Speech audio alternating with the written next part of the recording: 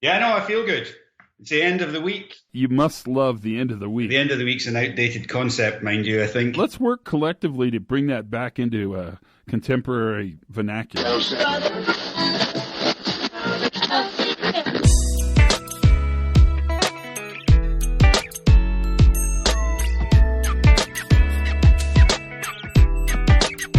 Hi, everybody, and welcome to the Pre-Accident Podcast. I am your host for today's podcast. My name is Todd Conklin. Let me get the microphone all set up just right. Hello, hello, check, check, check. Can you read me? Can you see me? Can you hear me? Can you love me? Okay, I think it's working well. That seems good. Everything's groovy here. I think you're really going to like today's podcast. I'm kind of excited about it for you.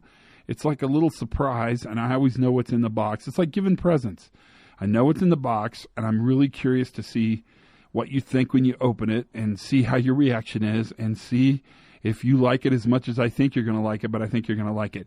Today's podcast is really interesting. I don't know if you know this guy.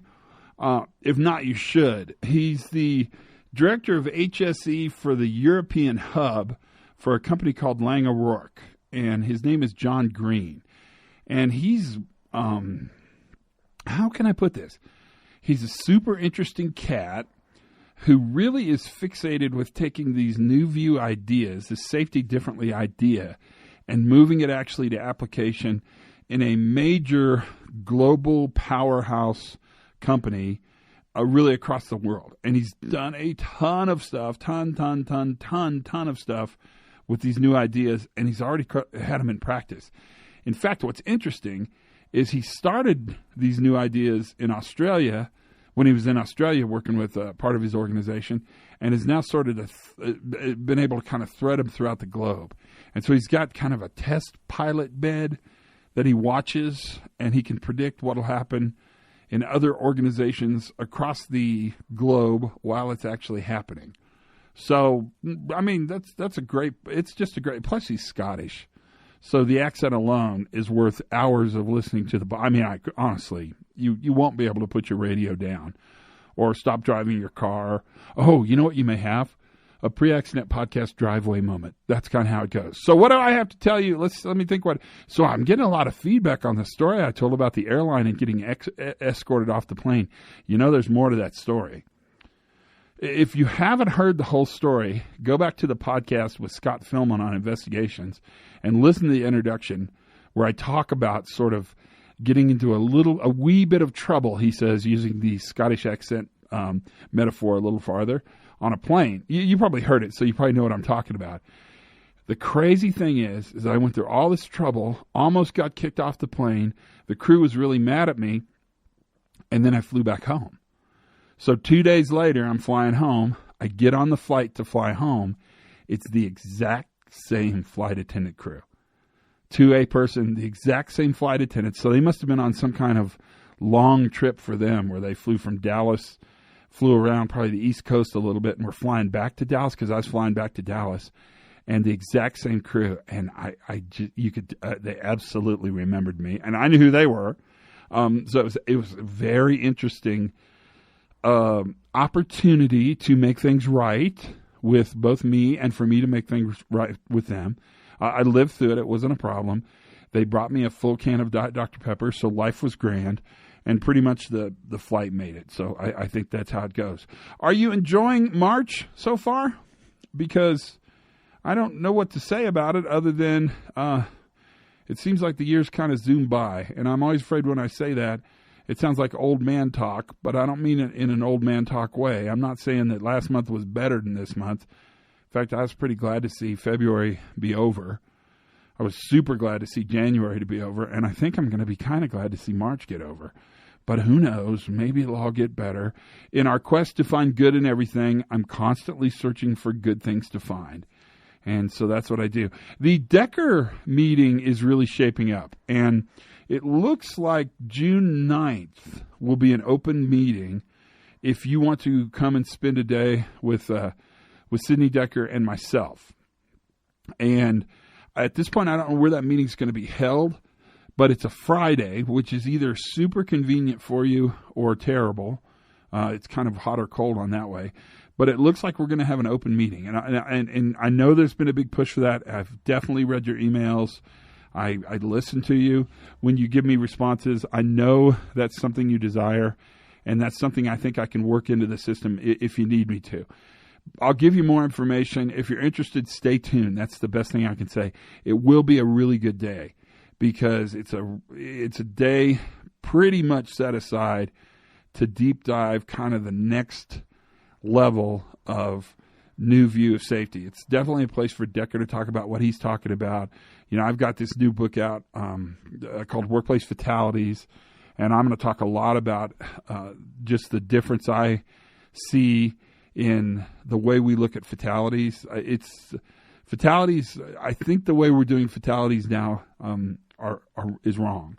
The ability to predict a fatality is virtually zero. And if you can't really predict them, then they're very difficult to prevent. And so we have to think about fatalities differently. And our challenge is to really dig deep and kind of figure out how that all works out. So I won't yammer on too much longer because John's really quite amazing. I think you're going to find this podcast to be it's like a masterclass. I think you'll find it really, really, really interesting. It was very fun to record. So without much further ado, will you sit back and relax, enjoy the Pre-Accident Podcast, because, you know, we sure enjoy having you on board. Thanks for listening. It means a lot. This is John Green on Safety Differently.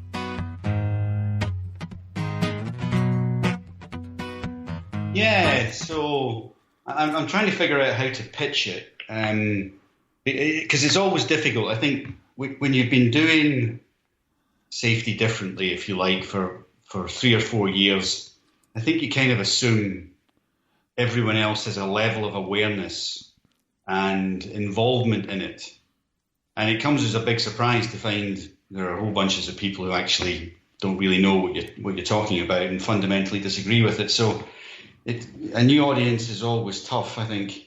And I think you bring up a good point. It's something I have to try to remember that we've been thinking about this for a long time, and what sort of comes naturally to us is not a natural position for other organizations or people in those organizations. Yeah, and your presentations kind of mature, don't they? Yeah. So the more you're doing them, you introduce concepts that have developed from presentations and thoughts you had a year ago, but other people haven't necessarily moved on in that way. And you constantly have to bring yourself back to, so where were you when you first heard this, or where were you when you developed this? And that's really where you have to be for a bunch of people. So I'm trying to gauge what this audience is going to be like, and make sure I make the most of it. How much of that do you do in real time, just by looking out at the people you're talking to and kind of thinking, yeah, wow? Quite a lot. And I listen to the other presentations and try and gauge the responses that people have to those. So, if you get a bunch of, sometimes if you get a bunch of traditional people up there and you get a lot of nodding, then I'm actually tempted to be even more outrageous than it would normally be. Oh, that's just the Scotsman in you right there, my friend. Well, I think that's the Scotsman in me, and possibly an unnecessary amount of exposure to Decker. So how'd you get started on this journey? So I was asked to go to Australia. We had bought an Australian business about 8 years ago, and it wasn't really performing the way that we wanted it to perform in a number of different areas, not just safety, but operations and commercially. It just wasn't cutting it.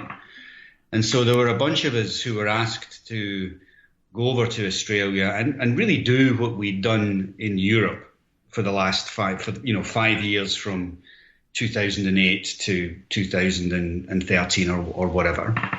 And in the belief that we would bring the performance of the Australian business into line with the European business, having done what we'd done here. And that was about more clarity around traditional stuff, clarity around accountabilities, a safety management system that was proceduralized, rules, better engineering controls, all the traditional stuff. And the business responded in exactly the same way as the business in Europe responded. We saw tumbling accident rates, and we actually saw the Australian business become the best performer as far as safety is concerned, if you believe safety performance is measured by accident rates. And we kind of thought, so what happens now we're here? We're better. We're the better performance in the group. We're better than Europe. What happens now? And it's not very often you get a chance to gaze into your own future. It's a fairly unique opportunity, and we were able to do that because, of course, Europe had been doing what we had been doing, but for 2 years longer.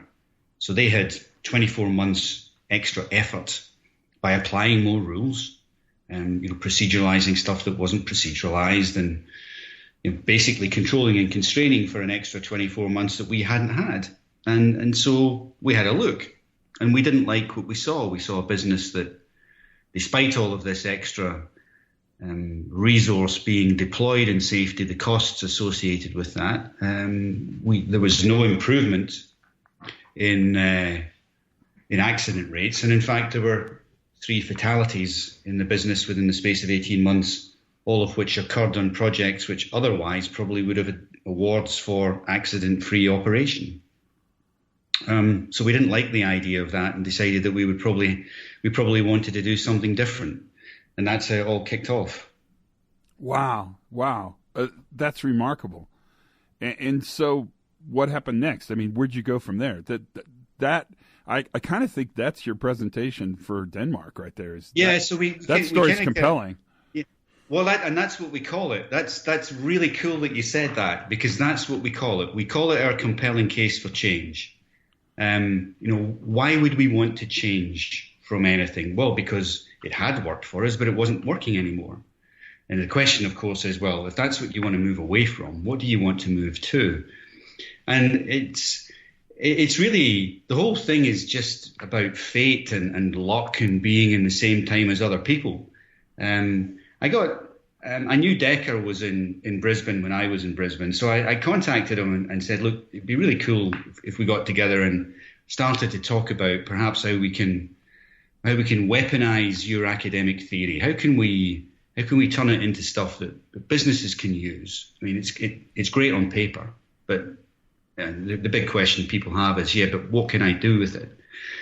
So there were a bunch of us got together in Melbourne, and I think we started off with about 40 people, all discussing about, how could we do safety differently with a small s and a small d. And by the end of the day, there were about 5 of us left. Everyone else's patience had run out. I was going to say, there were 5 of us left. Did they storm out, or did you kick them out? There were a bit of, we had trade unionists there who their patience ran out. There were lawyers there, and a lot of them saw their margins being eroded by this very different way of, this dangerously revolutionary way of thinking about things. And we ended up with 5 people at the end of it, names who are very familiar. So there was myself, Decker was there, Daniel Hammerdal, Kelvin Genn, and a couple of others on the periphery. And we decided that, we were going to give this a go. We were going to come up with another way. We would come up with a change for safety, an alternative vision of safety that would allow us to look at safety rather than simply the management of deficits, which I think is where traditionally it is. We would look to safety to be something different, and it would be the positive force that it was when I actually joined safety about 40 years ago. It was a positive force. It was about success. It was about businesses making decisions that involved, proper risk management. It was about contributing to those decisions, and it was about everyone going home safely every day. So it was very much a kind of return to the kind of ethical stance of safety that I had joined in the 1970s. That's remarkable. I mean, that's a great story. And so what happens next? I mean, so did you go out and take this organization you were with in Australia and start moving them in the new direction? Yeah, we did. So we kind of, I think what we tried to do, first of all, so it's a huge organization. Langerock's a huge organization, and it's full of engineers. And engineers they're the second worst group to try and convince that they need to move away from something that's linear, Newtonian cause and effect. The worst group to try and persuade about doing this are safety people. So strangely enough, it's true. So we really had to come up with a really coherent and compelling set of stories that really allowed them to move from the old way to the new way. So what we did was we tried to create what's the characteristics of traditional safety. So if safety was to be a person, how would you describe it? What height would it be? What colour were its eyes? How would you characterise safety? And we came up with a number of things. We thought that we believe the system is safe. So the system creates safety for us. And, if only the dumbasses that work for us would follow the rules that we give them, and everything would be fine. And so that's a characteristic, I think, of the traditional way of doing safety, that safety is the absence of something. It's not about stuff you have. It's about stuff you don't want. So when we talk about safety with accidents and risks and hazards and all these sorts of stuff, we're actually not talking about safety. We're talking about unsafety. We're talking about the opposite of safety. But we kind of have this vision that if we control all of these things and don't have accidents, then we've created safety somehow. And we had to break that belief that safety was about bad stuff not happening. And we did that by, referring back to our European business where we'd had the fatalities. And there was no warning that these fatalities were coming. Certainly not by looking at traditional safety measures. There wasn't a cluster of accidents or a cluster of near misses that would attract safety attention and draw you to those projects and cause you to examine how work was being done. There was nothing. There was no warning. And in fact, in my 40 years of safety, I don't think I've ever had anyone say to me following a fatality, we were expecting that. It always comes as a surprise on a project that doesn't deserve it because the guys are really committed to safety. So, theoretically, we're taught one thing, and I think our life experience is very different. So we break down that dangerous assumption with them, and we start to knock at the notion of compliance being mandatory, that compliance is all important. And we start to try and pick away at some of the fears that they've got of the cost of non-compliance. So everyone worries about the cost of non-compliance. My bigger worry is, what is the cost of unnecessary compliance?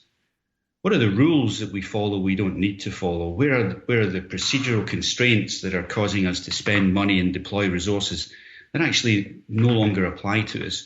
How much performance drag does our system create that actually we don't need to have anymore? So, what's the cost of unnecessary compliance? And then I think at the very end of all of this, the characteristic of safety is how do we change people? How do we get them to behave the way that we want them to behave?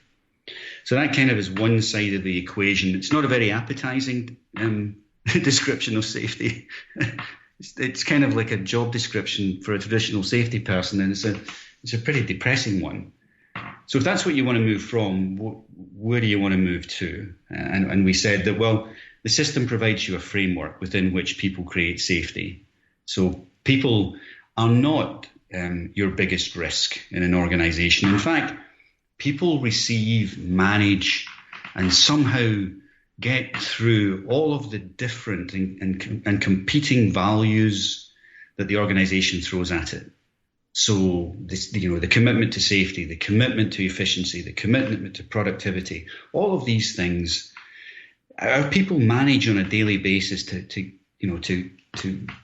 juggle all of these different values and yet be successful. Our incident rate is something like 3 in a million at the moment. If we're to do safety traditionally, we have to wait 330,000 hours before anything happens, apparently, that we can learn from. It just seems an absolute nonsense. So we think of people as being the solution, that they're innovative, they adapt, and they come up with some amazing fixes despite all of the clutter that the organization throws at them. And that rather than change people, we should be trying to figure out how we support people to be successful, because only people can adapt, can respond to change, The system can't. The system is written down. It's fixed. It can't respond to change quickly enough. And that's the alternative. The alternative vision that we presented to Lang O'Rourke, that safety is the capacity of the organisation to flex under various conditions, rather than simply the absence of something that you don't want to happen. And your engineers, their heads didn't explode when you said this to them? I mean, they were... Well, they get very negative to start with, but you start telling them, you start asking them questions and telling them stories about how things really happen, and you convince them over time. So you ask them, well, how do you know? How do we know as an organisation that the things that we find when we investigate accidents, how do we know they aren't happening all the time? What we consider to be the unique aspects of an unwanted outcome. How do we know that they're not happening all the time? How do we know the procedure that isn't followed, or the toolbox talk that isn't delivered, or the method statement which isn't updated, that we attribute to being causal in an accident? How do we know they aren't happening all the time? And the answer is, well, you don't, unless you look at normal work. Unless you examine normal work, you have no idea how messy normal work is and how difficult it is for our people to be successful. So you shift their gaze there, and you start to tell them stories about how nonsensical some of our current approaches are. Now, I think it's important to say that we're not saying you simply dismiss everything that we've done for the last 30 or 40 years, because that's not the case. And I wouldn't want to fall into the trap, and I think we have to be careful of not falling into the trap that we accuse others of of creating, and that is, of binary thinking. This is not about one way or another. This is about one way and another. So there are existing tools which are extremely effective that we should continue to use, but I think we have to use them in a different way. So it's not about abandoning everything we've done so far. It's about using the knowledge that we've got thus far, but applying a different lens to it. And the story that I told the business to get them to understand how this was I wanted them to imagine that they'd gone to their doctor and said, look, in 12 months' time, doctor, I am going to take part in the World Ironman Championships. And the doctor looked at them and said, I'm sorry, mate, you're 28 stone. There's no way you're doing World Ironman Championships in 12 months. And so you say to your doctor, well, what is it I need to do? The doctor says, well, a start would be to lose a lot of unnecessary weight. And I think that's what organizations have done. They've lost a lot of unnecessary weight through preventable and predictable accidents. And they're now down to a fighting weight. The traditional asymptote curve that you see of accident rates falls down to a level that you don't appear to be able to improve on. And that's where we were. We weren't able to make any impact by management on that lower incident rate. And so you go back to the doctor when you reach your fighting weight and you say to the doctor, right, well, I'm at my fighting weight now, I can take part in the Ironman. And the doctor says, no, there's something different you now need to do. You need to get fit. You need to build resilience. Now, the interesting thing about that story is the outcome of both of those tactics and both of those strategies is exactly the same. The resilience and fitness to take part in Ironman. But the two chunks of that approach, dieting and fitness, are very different, but they're complementary. So I kind of like to think of what we're doing now as being complementary to what has been done before, but appearing to be very different from it. And you tell that story to a bunch of engineers, a bunch of male engineers, and they get it. They start to understand what it is you're trying to do. I hear you. I mean, that's so encouraging. I'm so glad we're having this conversation. So what's the future look like? What are you thinking about now? Well, so we've taken this general approach and we've created a bunch of tools around that. So I think if you were to open our management system in Australia and now in Europe, you would recognize the contents page. It's got we investigate stuff, we train people, we have paperwork, we have control measures. There are certain things that we don't negotiate on.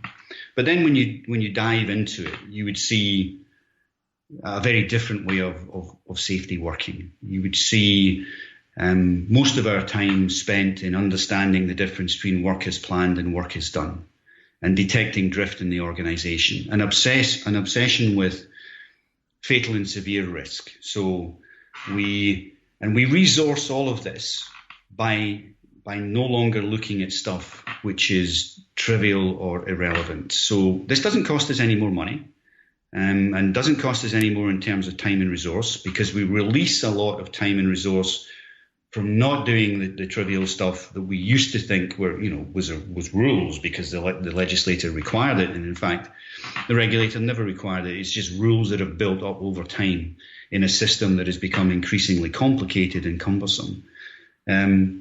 So we've got tools now that investigate success. We've got tools that investigate normal work. We have a peer review that allows us to sort of undertake appreciative inquiry and collective insights into how work is done.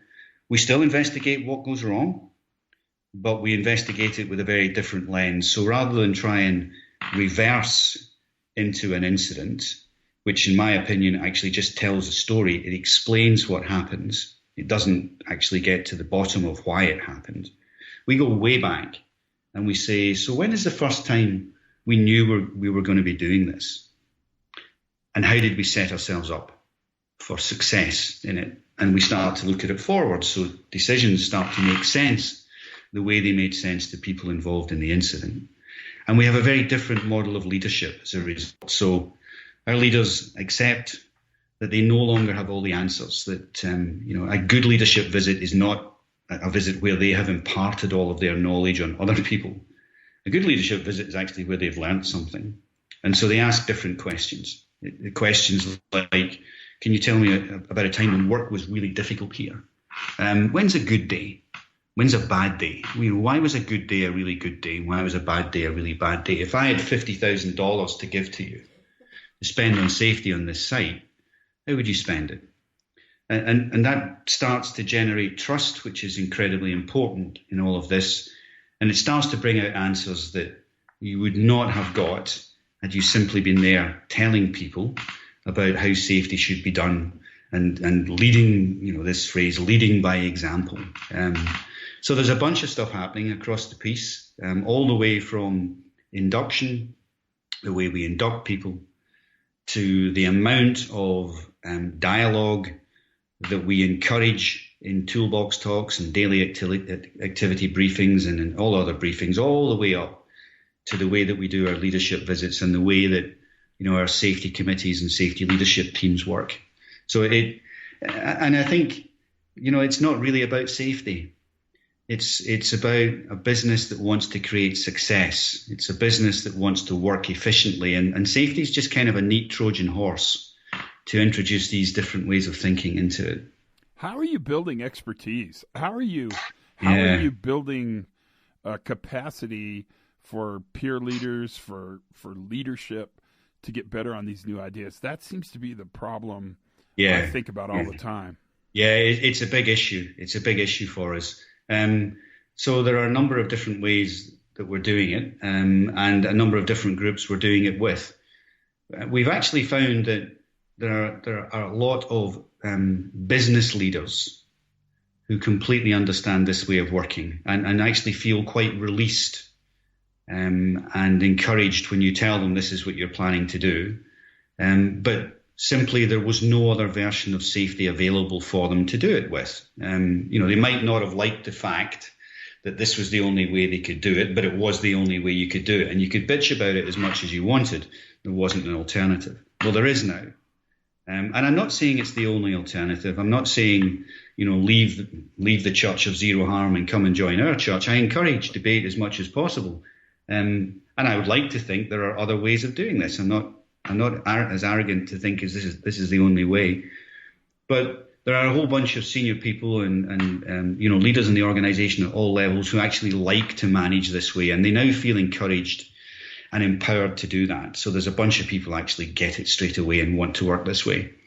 I think there's an issue with the function or the profession in that there are a lot of people who joined this profession because it was a policing style of role. It was about, dictating how things were done. It was about black and white. It was about, clarity and accountability, and all of these things kind of disappear a little bit within safety differently. And so we are working on a new set of competencies and skills for safety people, and encourage them to take this new direction with us. Some of them are very comfortable with it, and they're really keen to make the changes. Others aren't, and we've seen a number of people leave our organisation as a result and go to work for organisations where safety is a policing activity, and that's fine. But we're looking at competencies on rule breaking rather than rule taking, on risk appetite. So things that we would have traditionally shied away from, I think, in safety, we're now looking to encourage thinking in that space so that we can understand the sorts of difficulties that people experience when they come to work every single day and work for us. The individuals who build our buildings and complete our infrastructure projects, they have a difficulty in managing risk every single day because of the difficulties we throw in front of them, and yet they achieve success, millions of times without us really being interested about it. We need to understand how they do that. Simply criticizing them when things go wrong, is no longer good enough. We need to understand how people generate success, and that requires our safety people to have a different mindset around the creation and adaptation of rules and the way that risk is viewed in an organization. So we're tackling it at all levels. We're trying to create the right raw material by working with the educational establishments and the professional institutes, try and get them to look differently at it as well, because there is no doubt we're still churning out far too many people who see safety as a black and white, and don't see safety, I think, as part of or as an outcome of a successful organization. But it's a huge problem. You're absolutely right. I'm proud of you guys. I'm super proud of you. It's pretty tough sometimes. I can't even tell you how glad I am that we had this conversation. Can we do it again? I think you have anytime, more, mate. Anytime. I think you may have more to say. I could be wrong, but it feels like there's more in there. Well, it would be good. It certainly would be good to come back and talk about things like metrics once we've nailed those down, and how we're getting on with it, because it still is very much in its infancy, I think. We've been doing it for about 2.5 years in Oz this way, and just over a year and a half now in the UK. There are still some parts of our business untouched by it, but it's encouraging to see the number of clients and peer groups who are very interested in this. So I think an awful lot of the time we get told, well, you can't do this because such and such won't be interested. Clients won't be interested. You'll scare them away. Actually, I haven't found any single person that I've talked to not interested in this. They might be a little bit daunted by it, but they're interested. Yeah, I agree. Thanks for your time today, man. Good luck. Pleasure, Todd. Pleasure. Let's do this again soon. You want to? More than happy. All right. Look forward to it. Thank you, John. Take it easy, mate. See you later, brother. Bye-bye. That was John Green. What'd you think? Told you. I told you. I'm not a liar. I'll fudge it a little, but I'm not a liar. Now, doesn't John have a lot of good things to say? There's a lot of content in that podcast, a lot of content, and it's worth listening to over and over again. That's one you might want to share. I mean, that's one to think about a lot. He pretty much lays it out there, and that's just the beginning of the conversations we'll have. Look for more, because I guarantee you'll see more, because they're worth having. So that's the podcast. I hope you get what you need for sure. Have as much fun as you possibly can. Subscribe. Tell your friends. That makes a huge difference. It really does. Thanks for being here. And for goodness sakes, be safe.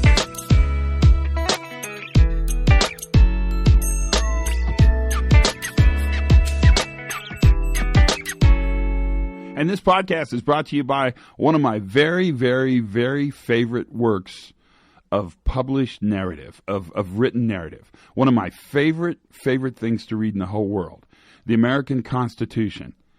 I can't support the American Constitution enough, and I ask you to make it your favorite document as well. If you're interested, go to aclu.com.